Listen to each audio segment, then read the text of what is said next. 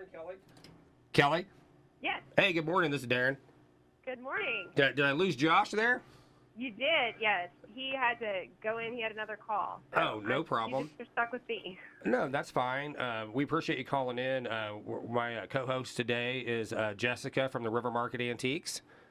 Hi, Jessica. Good morning, Kelly. This is Kelly from the Wood Sanctuary, and it's your husband, correct, Josh? Yes, Josh is my husband. Okay, now on your video you guys posted he's your carpenter too. Well, yeah, he's more my carpenter than he is my husband lately. You guys do a really good job. Can you tell the listeners here and Jessica a little bit about the Wood Sanctuary?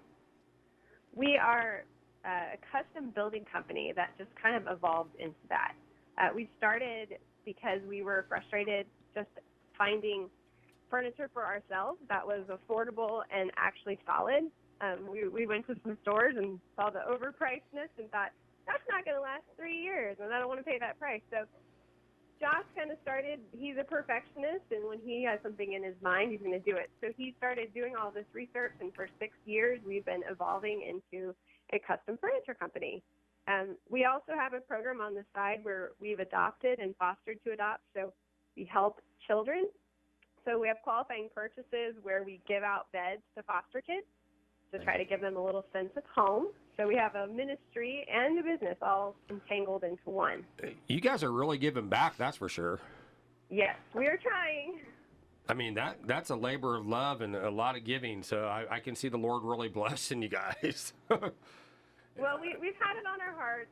Like we said in our video, we try to go by Psalm 82:3, which is defend the weak and fatherless and uphold the cause of the poor and oppressed.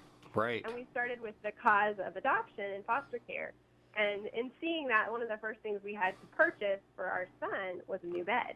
And he'd never really slept in a bed before, and he was so excited. And I thought, as a kid, that's your safety haven. When you get in trouble, sometimes you get sent to your bed, or when you just want to be by yourself, you go lay in your bed. And so if you can't provide a home that's consistent, then maybe we could help out by providing that safe haven that can be taken from home to home. Very good. Yeah. So when did that when you guys first started into it? So that basically was impressed on your heart pretty early on, then, huh? Yeah, we started out building beds. Honestly, that was kind of what started it. And we sold some beds, and then we were able to give beds. We gave a teenage girl her very first bed, believe it or not, and she was just over the moon. She'd always slept on the couch. And so just to see that kind of started the whole movement for us. And then somehow we started building tables for people. We just got some requests, can you try to build this? And so we did for our friends, and that blew up. So the business that is really building tables for people, and then the ministry is the bed. We do sell some beds, but most of our product that we sell is tables, and then we give out beds. It just happened to evolve into that. That's amazing. So are most of your tables that you build, are they farmhouse style tables, or are they any kind of table? Yeah, mostly what we get is farmhouse requests. We do some industrial type. We have a welder that does metal bases and things of that sort. We try to do as much reclaimed as possible. We have done new tables as well, but we live in a rural area where reclaimed wood is actually really easy to get, and it's awesome. So my uncle has dropped off truckloads of reclaimed wood in our backyard. And so we try to reuse as much as we can without burning it. And we always tell people, if they say they have a pile of wood, don't burn it. Yeah.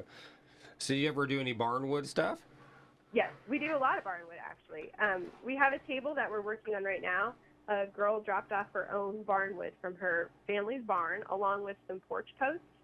And we're going to be putting together a table and a bench from those posts, and it's going to be entirely made out of her barn that her grandma and grandpa built. So do you make TV stands too?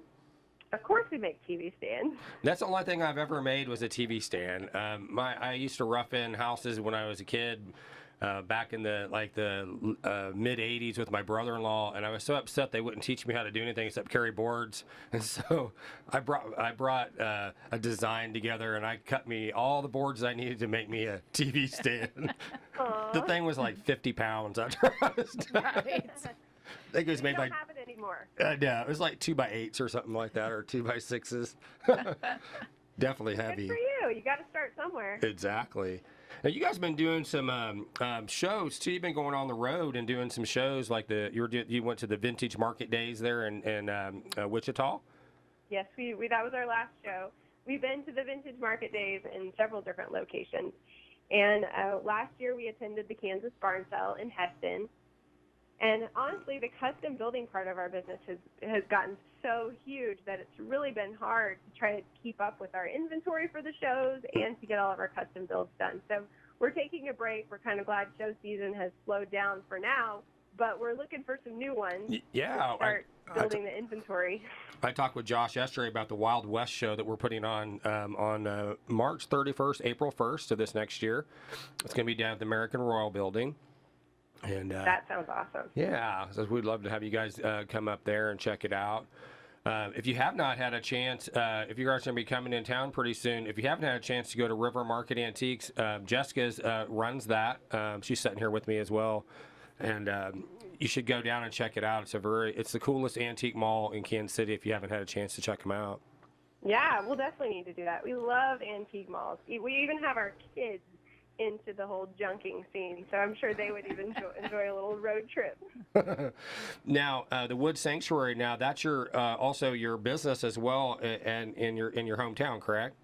Yes, we bought a building on the square, and so it was an old building. It's one of the originals in downtown, and we're in the process of renovating. We've torn down ceilings and walls and rafters and all sorts of stuff. We actually built a table for the Edward Jones in town completely out of the rafters from the building. So that's been really fun. And so what town are you guys in again? We are in Belleville, Kansas. Belleville? It's about 3 hours from Kansas City if you head on Highway 36. Now, Kelly, is that going to become like a storefront or just a manufacturing place for you guys to build? It is going to be a storefront. Oh, wonderful. Right now we're using it as our shop because sure. we started humble. We started out in the garage with an extension cord coming from our house. So yeah. We're really excited to have an actual building to start building in, but we're renovating as we're working in it. And yes, eventually it will be the store, and we'll move our shop to a different location. That's wonderful. Yes, it's a really cool thing. So in your town there, is there any other businesses and things like that, or any good places to eat or anything? Make it a road trip. Well, it's kind of a good spot to go for furniture, honestly. There's a place in town called the Feathered Nest, and they have more market-type furniture. It's a really cool place. They have a little coffee shop and small eats, things like that. There's a place on the highway where they are junkers themselves, and they have a lot of antiques.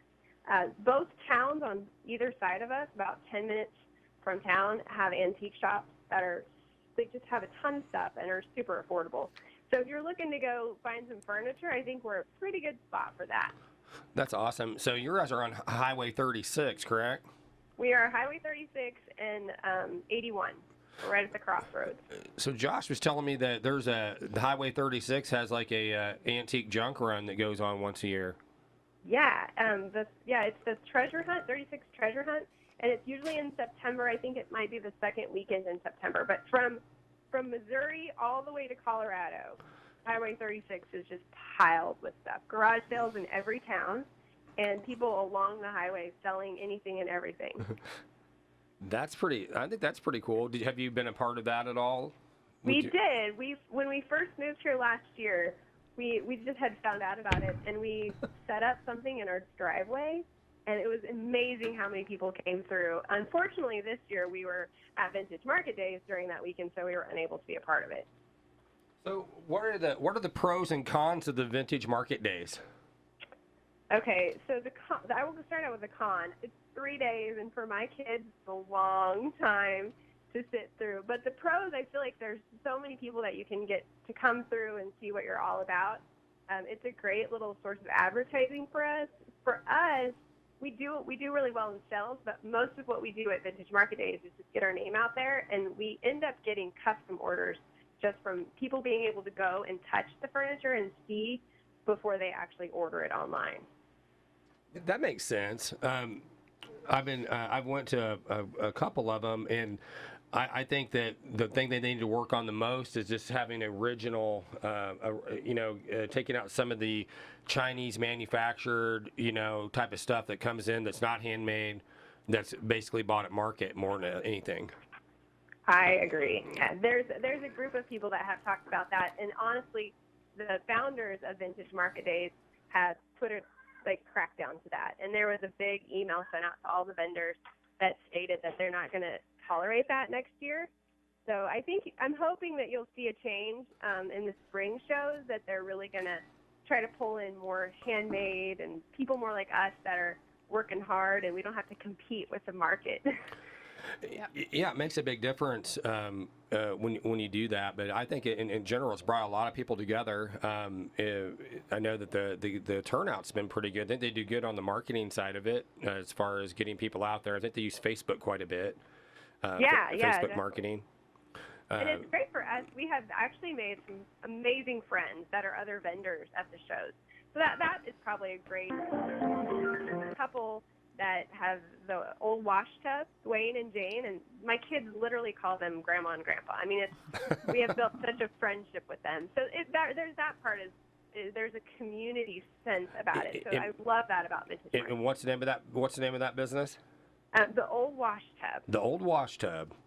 So, and they do all their stuff handmade, and I have this little humble shop out in Portis, Kansas. Nice. They don't have a storefront, but it's incredible stuff, and they're amazing people. That is so cool. They have a Facebook page, so check them out. Yeah, I have to check them out. The Old Wash Tub. Do they sell old wash tubs? No, they actually don't. There's a story behind that where there's an old wash tub with money supposedly buried on their property. Oh, nice. Yeah. Well, how can people follow you on Facebook, and do you have a website? We do have a website.